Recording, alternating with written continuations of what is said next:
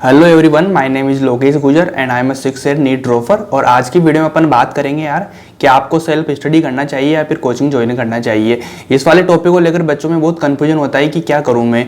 तो आज की वीडियो में मैं ये सारा कन्फ्यूजन जो है आपका मैं दूर कर दूंगा यार, क्योंकि मैंने खुद ने 6 साल जो मेरी नीट की ड्रॉपर ईयर्स रहे हैं उनमें से मैंने 3 साल तो कोचिंग की थी यार, और उसके बाद मैंने 3 साल सेल्फ स्टडी की थी। तो मुझे इन दोनों चीज़ों में डिफरेंस पता चल गया कि कौन सी वाली बेनिफिट वाली चीज़ है और कौन सी वाली नेगेटिव मेरे रहती है, या फिर दोनों चीज़ें अच्छी है।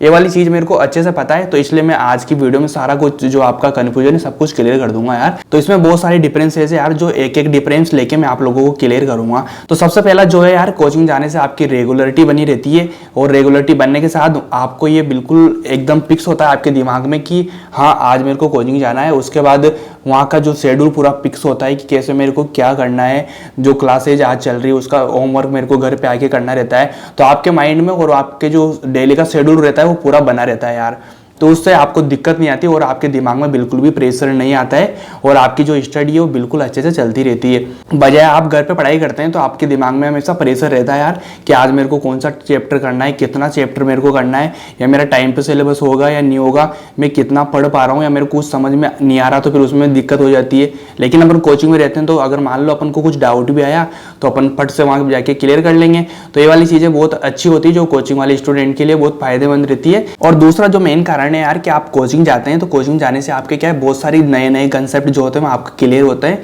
और बहुत सारे नए कंसेप्ट और नई चीज़ें सीखने का मौका मिलता है यार। लेकिन आप अगर घर पे पढ़ाई करते हैं तो आप लोग उन्हीं चीज़ों को पढ़ाई कर रहे होते हैं जो आपको पहले से आती है।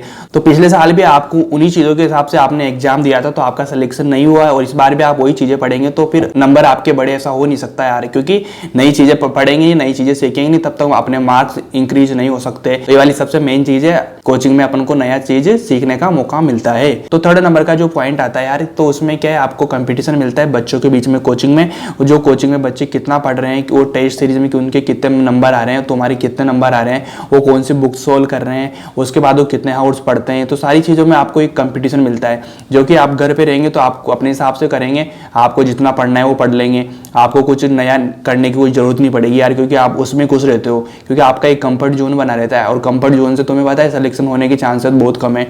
तो इसलिए कोचिंग में एक कंपटीशन मिलता है, तो उससे आपका स्टडी का जो लेवल है वो भी बढ़ता है, और आपके नंबर इंक्रीज होने की संभावना भी बहुत ज़्यादा बढ़ जाती है। तो इसलिए कोचिंग ज़्यादा बेटर है। और फोर्थ चीज़ जो है यार कि आपको कोचिंग में टीचर जो पढ़ाते हैं तो वो एकदम आपको सिखाने वाला कोई और दूसरा मिलता है, वो आपको समझा के पूरी चीज़ बताता है। तो वो चीज़ें आपको क्या है, पूरे लंबे समय तक आपके दिमाग में छपी हुई रहती है और बहुत टाइम तक आपको याद रहती है। उसके बाद आप घर पे पढ़ाई करते हैं तो खुद से पढ़ रहे होते हैं, तो आपको कोई समझाने वाला नहीं होता यार, है ना। तो आप खुद से समझ के खुद ही पढ़ाई कर रहे हो, तो वो चीज़ें क्या है बहुत कम समय तक आपके दिमाग में रहती है, आप भूल जाते हो। बजाय आप कोचिंग में तो एक टीचर जो बताएगा आप लोगों को लंबे समय तक आपके दिमाग में रहती है। तो इसलिए कोचिंग यहाँ भी फायदेमंद होती है। 5 जो चीजें यार कि कोचिंग में जो टीचर्स आपको पढ़ा रहे होते हैं वो आपको हर एक बारीकी बताते हैं, जो नीट के एग्जाम के लिए बहुत जरूरी है, क्योंकि नीट का एग्जाम जो होता है ना यार, बारीकी का गेम है।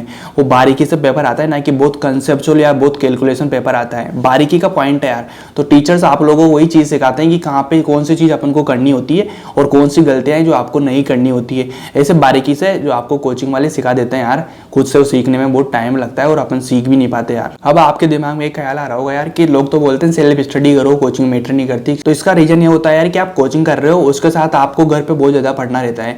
ऐसा नहीं कि आप कोचिंग के भरोसे कोचिंग कर लिया तो मेरा सिलेक्शन हो जाएगा, उससे नहीं होगा यार। कोचिंग वाले आपको सिखाएंगे, लेकिन आपको लर्न करना है, वो चीजें लंबे समय तक याद में रखना है। तो जो कोचिंग में पढ़ा रहे हैं उन चीजों को लंबे समय तक याद रखने के लिए आपको घर पे पढ़ना पड़ेगा। और जो आपके सेल्फ स्टडी के जो आवर होते हैं 5 से 6 घंटे मिनिमम रहना चाहिए पर डे बेस पे, और कंसिस्टेंट रहना चाहिए यार। ऐसा नहीं कि कभी 8 घंटे कभी 4 घंटे तुम पढ़ाई कर रहे हो, तो ये वाली बहुत दिक्कत वाली चीज हो जाती है। इसलिए आपको सेल्फ स्टडी करना चाहिए। ऐसा नहीं कि जैसे तुम कोचिंग ही नहीं कर रहे हो और उसके बाद आप लोग कर रहे हो सेल्फ स्टडी से घर पे रह के, कोचिंग नहीं जाके, तो वाली दिक्कत होती है। इसलिए मना करते हैं कि सेल्फ स्टडी नहीं करो, सेल्फ स्टडी इस वाले लेवल पे करो, ताकि कोचिंग के साथ आप कर रहे हो तो उसे बोलते हैं सेल्फ स्टडी, और घर से आप पढ़ रहे हो ना तो उसका तो वो तो नुकसानदायी की चीज है आपके लिए। तो ये वाली चीजें थी यार जिनका कंक्लूजन निकाल के बहुत सारे बच्चों से बात करके और मेरे कुछ 6 साल के एक्सपीरियंस के साथ मैं आप लोगों को बता रहा हूँ कि यार आपको सेल्फ स्टडी ना करके आपको कोचिंग ज्वाइन करना चाहिए। कोचिंग के हिसाब से आपको पढ़ाई करना चाहिए। तो उससे क्या है, आपके सिलेक्शन होने के चांसेस बहुत ज्यादा बढ़ जाते हैं। और जो बारीकियां हैं, जो गलतियां हैं, वो आपको कोचिंग वाली सिखाएंगे। और उसके साथ जो डेप्थ की गलतियां हैं और बहुत सारे पॉइंट है, जो बहुत सारी बारीकियां है, वो वाली चीजें मैं आपको सिखाता रहूंगा मेरे चैनल के साथ। तो इसके लिए आपको करना क्या है, चैनल को सब्सक्राइब कीजिए और बने रहे मेरे साथ। मैं आपको आगे हर चीज अपडेट देता रहूंगा।